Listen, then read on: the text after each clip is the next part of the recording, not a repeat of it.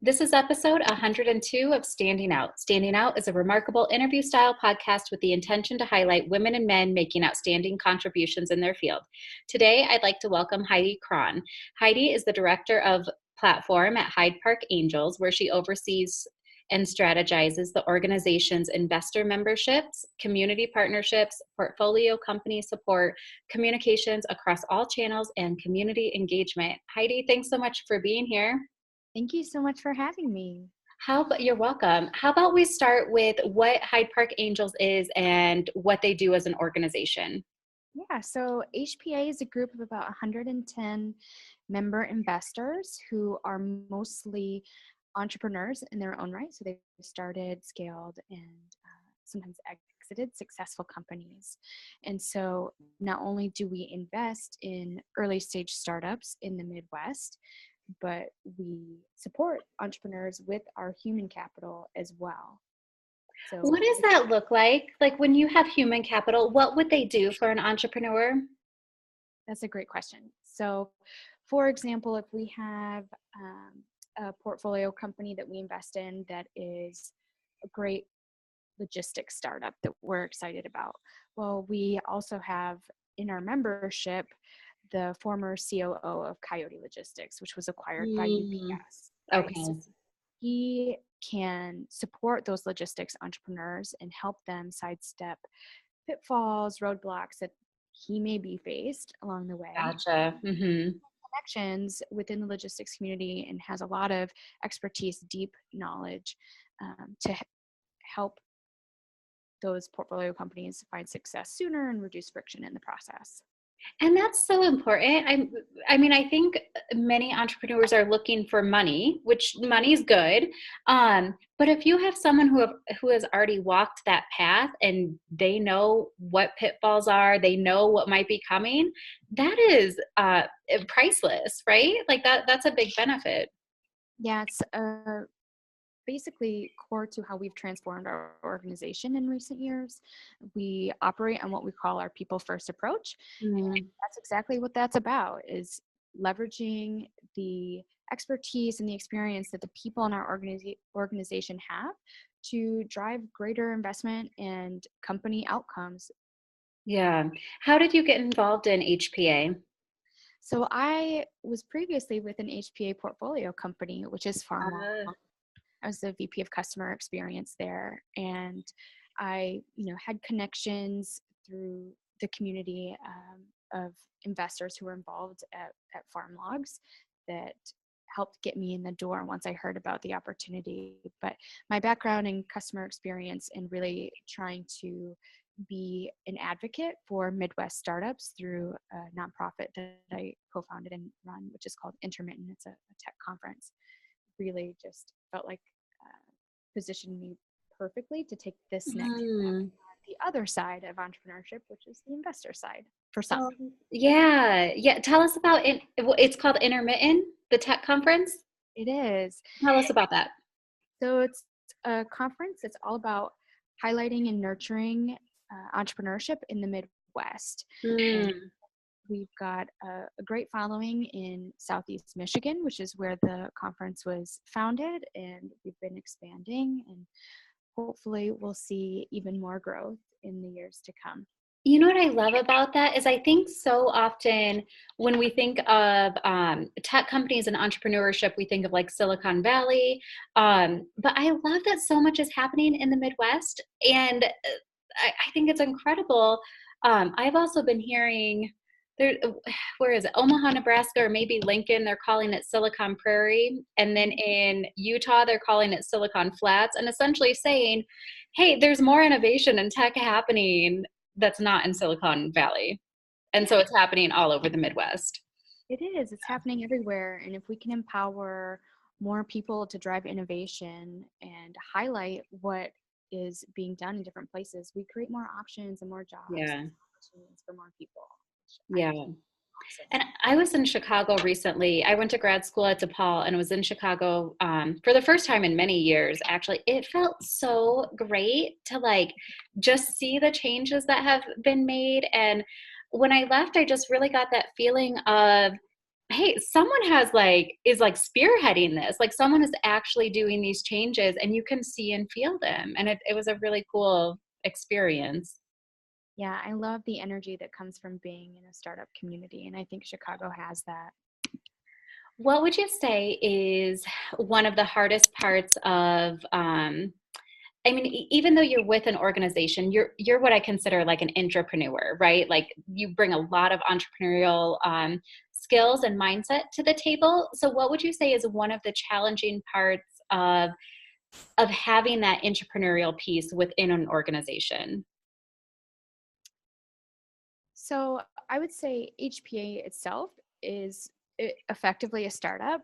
We Yeah. have 5 full-time people. And so just like with any early startup, it's how much can you do? What's the biggest thing that you can do with the resources that you have? And how Hmm. can you have the biggest impact um, and drive awesome outcomes and innovation, Yeah. progress, and investing. But that is the biggest challenge that I think we face is limited resources and big ideas. Which is so relatable. I think everyone faces that, right? Like we have conversations with prospective clients that come to us, and at the end, we're like, okay, good, good. Here's what we're going to do. Everything's good. And at the end, they say, well, we're on a budget. And what my response is, every client we've ever had is on a budget. Like never once has it been, we have unlimited resources, do whatever you want. Or, it's, hey, we do have a lot of funding for this, but we're going to need to break it up in phases, that sort of thing. And so, boy, that's certainly relatable. And that's coming from startups up to billion-dollar companies. Absolutely. Yeah.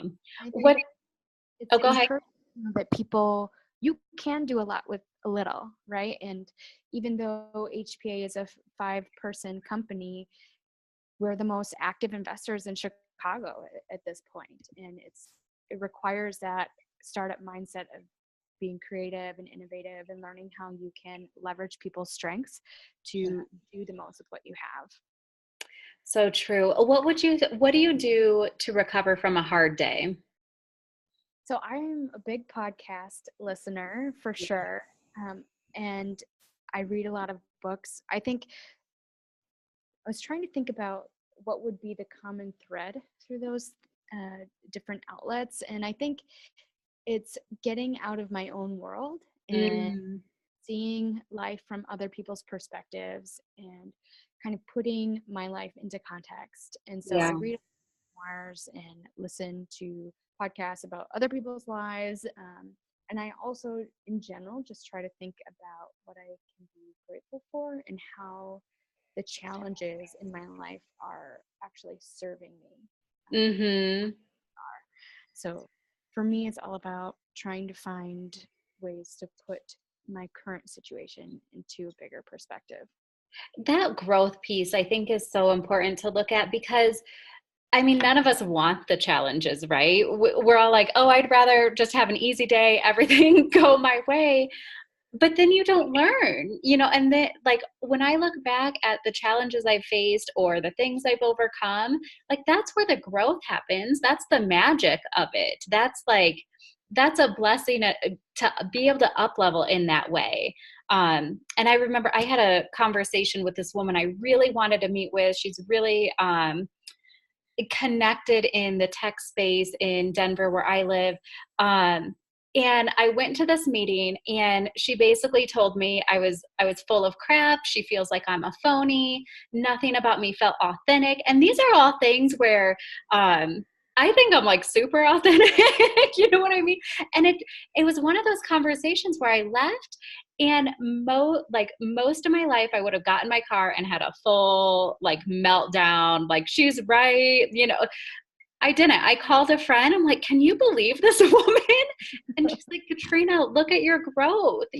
Like that is like you realize this is so much more about her than it is about you. And you just happen to be receiving that. But look at your growth. And I think moments like that are, I mean, yeah, I would have never preferred to be grilled in a conversation like that. But I mean, it was cool to see that growth happen, front and Absolutely. center. Absolutely. I think back to maybe challenging managers that I've had in the past, and how those maybe not ideal leadership or management situations Sure. taught me how to be a better leader and a better manager. And I think Mm-hmm. all of those types of scenarios, there's something that we can learn. And maybe like in your case, it's just context, right? It's like, oh, actually, yeah, that's more reflective of her than me. And that's something that I'm probably going to have to be more mindful of Right. as I continue to find success. Yeah, all of those insights are so important, I think, as we. It's true. What would you say, like as we wrap up, what's one thing that's on your radar right now that you think we'll all be talking about sort of as like a hot topic maybe a year or two from now? Like what are you seeing as trends or things like that? Well, I think the diversity and inclusion topic is going to continue to stick around. It's not a trend, I don't think. I think a lot of people perceive it as a trend, but I think we're starting to see more companies walk that talk and Mm-hmm. through their actions instead of just their words, that they're willing to put skin in the game when it comes to those issues. I think we'll also continue to see the Midwest rise up in the tech scene, which I'm really excited about. We're seeing that more and more. There are a lot of people leaving the Silicon Valley, Mm. which, when I first started out in startups years ago, that's where everything was. Right. And it was funny, every year I went to San Francisco, I found it more depressing. It wasn't a place, I had to work there quite a bit and travel there, but I just never wanted to live there, and have always been committed to the Midwest. And I think we're seeing entrepreneurship grow in such exciting ways here that it's just encouraging. And I think the Midwest is positioned to create a more equitable tech ecosystem and entrepreneurial ecosystem that just really, really excites me. And I'm excited to be part of that and see that kind of gain momentum. And just from like um, from a monetary standpoint, the Midwest offers so much compared to like a Silicon Valley. There's like you can actually pay a living wage, you know what I mean? Like step one. Yeah, I think that's absolutely. really cool. And we're seeing a lot more investors get involved in the Midwest. Like coastal investors are seeing a lot of successes come out of the Midwest, and repeat entrepreneurs going back to start venture. And I think the result of that is good for everybody involved. So That's awesome, for sure. continue. That's great. Thanks for being here, Heidi. I appreciate it. Thank you so much for having me. This was a pleasure. Oh, you're welcome.